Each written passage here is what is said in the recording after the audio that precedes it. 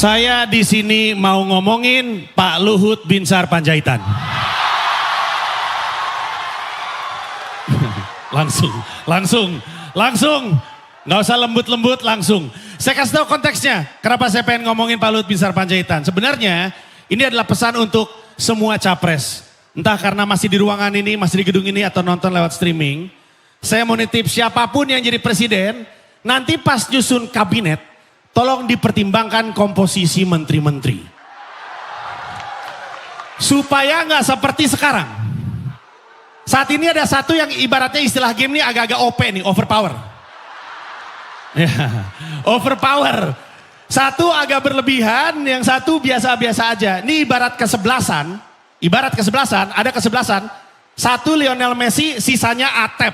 Nah, Atep 1, Atep 2, Atep semuanya. Bagus, Atep bagus, tapi Lionel Messi kejauhan. Keresahan ini kita semua ngerti kenapa, karena setiap kali ada penunjukan, pasti Pak Luhut lagi. Pak Luhut ngurus PPKM Jawa Bali, ngurus sumber daya air, ngurus minyak, ngurus 15 danau. Kemarin ditunjuk Pak Jokowi untuk ngurus polusi Jabodetabek. Perhatiin baik-baik, beliau ngurus penyakit, minyak, air, udara. Hah? Sampai beliau ngurusin geledek, Dewa Zeus nangis.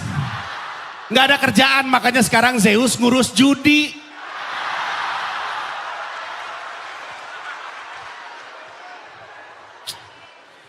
Dan setiap kali kita ngomongin keresahan, kenapa Pak Luhut lagi, selalu ada suara-suara yang bilang, loh nggak apa-apa dong, kan beliau kerjanya bagus, kan beliau bisa diandalkan, kan kalau beliau yang ngurus beres. Saya terbang dari Jakarta masih polusi. Ada satu hari, 4 atau 5 hari yang lalu, Jakarta langitnya biru. Sempat tuh satu hari itu. Terus akun-akun dengan angka keriting di belakang langsung bilang, terima kasih Opung, terima kasih Pak Luhut terbaik, Pak Luhut beres. Besoknya sampai sekarang polusi hilang tuh akun-akun. Ternyata sebuah layanan bernama, pokoknya jangan sebut merek, tapi sebuah layanan udara bilang bahwa ketika langit biru faktor penentunya adalah angin. Biru gara-gara angin, bukan karena Pak Luhut. Kecuali Pak Jokowi nunjuk Pak Luhut untuk ngurus angin, nah itu beda lagi. Pak Jokowi bilang, Pak Luhut tolong ngurus angin, siap. Ternyata pawang. Nggak mungkin. Nggak ada pawang Batak, tidak ada. Emang nggak ada, nggak mungkin.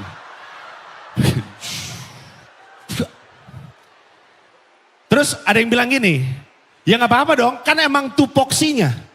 Kan emang ranahnya Pak Luhut, Menko Marves, semuanya memang ada di ranah itu. Nggak salah dong, kenapa Panji berisik? Nah ini penting sekali untuk kita semua sadari. Mari kita ingat baik-baik, beliau adalah Menko Marves, oke.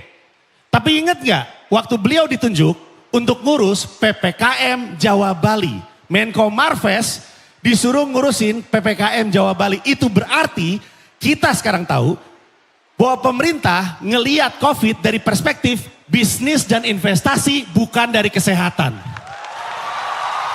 Yang disuruh Menko Marves, berarti yang dikhawatirkan adalah ekonomi, bukan nyawa. Uang memang penting, tapi kan kita perlu hidup ya. Saya kena COVID 3 kali loh. Kena 4 kali mati saya. Yang stand up siapa? Ntar yang di sini Aldi Taher. Wow, kan capek.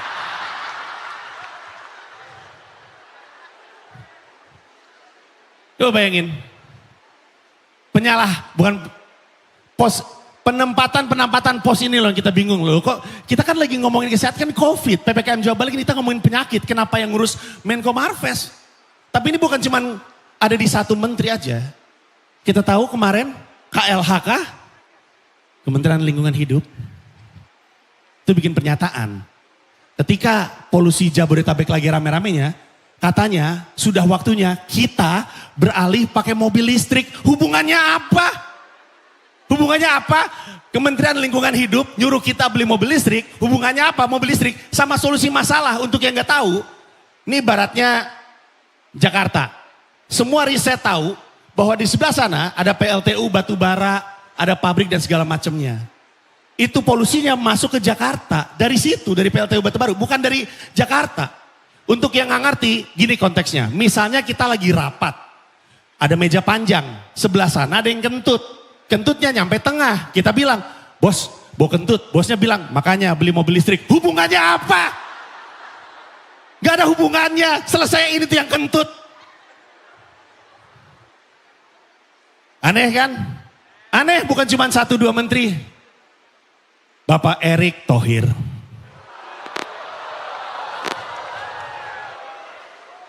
Pak Erick Thohir ini lucu ya.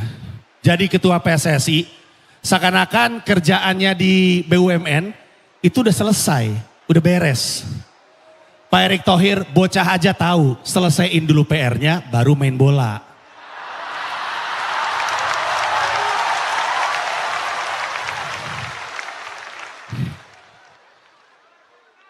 Apa sih emang masalah BUMN lah? Kemarin tuh ada bapak-bapak nangis rumahnya mau disita karena BUMN ngutang sama dia nggak bayar-bayar. Ya kan? Bagaimana dengan kekhawatiran rakyat Indonesia ada banyak komisaris-komisaris titipan di BUMN? Kita semua tahu yang waktu itu sempat ramai dibahas adalah ketika Abdi Sleng jadi komisaris Telkom. Abdi Sleng. Komisaris Telkom. Kalau kita baca berita, sekarang disebutnya udah bukan Abdi Sleng. Di berita-berita disebutnya Abdi Telkom, gokil. Abdi Telkom, Abdi Telkom. Sekarang kalau ketemu Abdi Sleng, nggak nengok dia.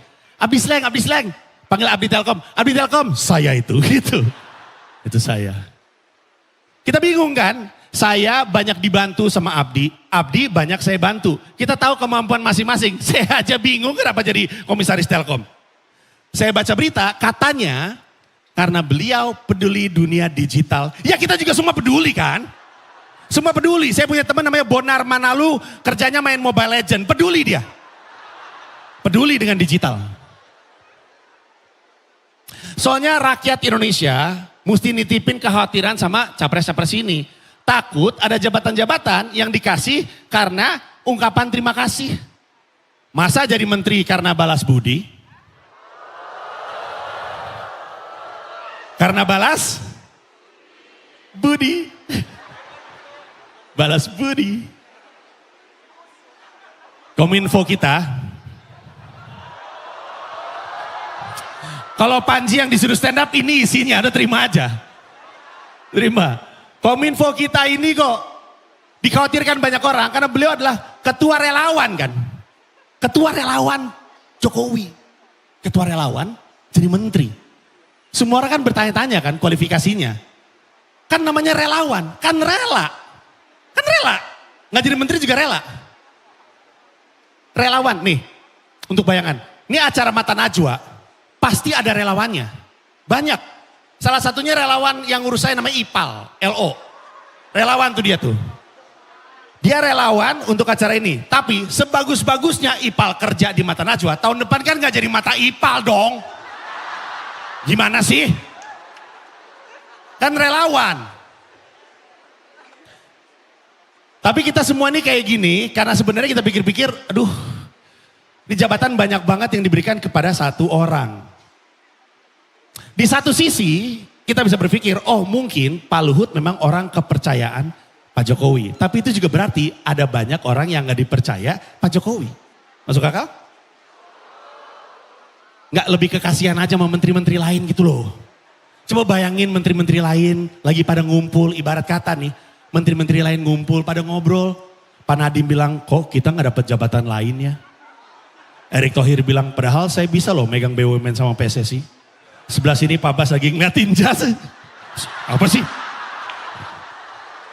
Kancingnya berapa? Banyak. Anjing.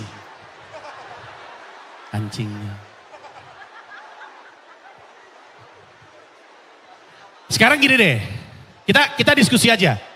Untuk semua jabatan yang diterima Pak Luhut, menurut kita itu Pak Jokowi yang ngasih atau Pak Luhut yang minta? Deg-degan? Kalau menurut saya, nggak mungkin dua-duanya. Coba kita pikir baik-baik dah. Nggak mungkin dua-duanya. Bos macam apa yang kepikiran ngasih puluhan tugas ke satu orang? Sebaliknya, Anak buah macam apa yang mau terima puluhan tugas, nggak masuk akal kan? Kalau kita pikir-pikir, nggak masuk akal. Jangankan Pak Jokowi dan Pak Luhut, Comika aja, perusahaan saya. Kalau satu orang saya kasih puluhan tugas, saya di-spill di TikTok viral pasti. Bos bangsat, bos bangsat. Lu habis mecat 17 karyawan, gue dapat puluhan tugas. Bos gila, bos gila. Makanya saya curiga, Pak Luhut tuh jangan-jangan punya akun alter. Kayaknya ya. Setiap kali dikasih tugas sama Pak Jokowi, beliau nge-tweet, aduh work life balance gua ancur gitu.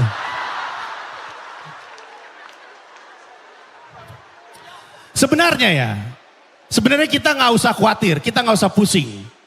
Seandainya kita berdamai aja, emang kita tuh negara parlementer. Negara parlementer, kayak Singapura, ada presiden, ada perdana menteri. Presiden kepala negara, perdana menteri kepala pemerintahan. Kepala pemerintahan adalah yang jalanin pemerintahan, kepala negara datang ke acara-acara seremonial. Tidakkah sekarang seperti itu? Seperti, kan kita tahu nih jabatan-jabatan Pak Luhut apa aja, dan kita tahu Pak Jokowi tebak-tebakannya apa aja, ya kan? Setiap, kan dari zaman dulu sampai sekarang datang ke acara, ketemu rakyat tebak-tebakan. Dari ikan tongkol, sampai yang terakhir ada yang tahu nggak tuh? Viral tuh, Pak Jokowi sempat bikin tebak-tebakan, pindah dari kota ke kota, nggak ada yang jawab. Tebak-tebakannya adalah, jauh di mata, dekat di hati. Apa yo gitu. Nonton nggak? Semuanya nggak ada yang bisa jawab. Tahu nggak jawaban Pak Jokowi apa? Empedu. Loh kok benar? Kok lurus? Kok nggak belok? Kan tebak-tebakan. Itu mah bukan tebak-tebakan, itu soal biologi. Gimana sih Pak? Sekalinya ada tebak-tebakan yang patah gitu ya, yang lucu, langsung ketebak sama bocah. Lihat gak videonya? Pak Jokowi di salah satu video bilang gini, ngomong-ngomong soal politik, yang rambutnya putih Pak Ganjar, yang rambutnya merah Pirang, rambut hijau apa ayo? Ada bocah angkat tangan. Saya. Pak Jokowi nanya, apa jawabannya? Rambutan belum matang. Betul. Loh kok betul? Kok gampang? Siapa ini penulisnya Pak Jokowi? Ini presiden loh yang bikin tebak-tebakan. Tapi setidaknya kita semua tahu bahwa kita semua mesti mengawasi capres-capres ini dan ingat apa yang kita bahas malam ini. Jangan sampai penentuan menteri itu ngebela-belain kebutuhan orang lain bukan kebutuhan kita. Karena setidaknya hari ini kita tahu kenapa nama kabinetnya Pak Jokowi, Kabinet Indonesia Maju 2. Karena yang maju dari dulu, ya cuma 2. Kalau nggak Pak Jokowi, Pak Luhut, udah itu aja. Terima kasih banyak semuanya, selamat malam.